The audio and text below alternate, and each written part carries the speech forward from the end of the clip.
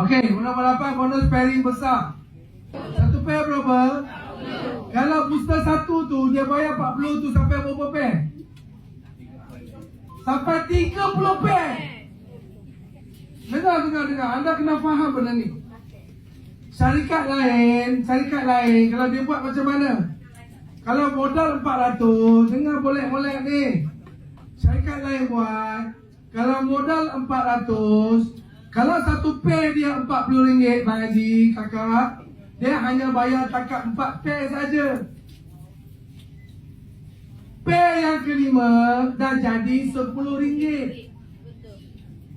Dia bayar sampai 15. Faham tak ni? Tapi Bravo, RM40 satu pair, dia bayar sampai berapa pair? 30 pair.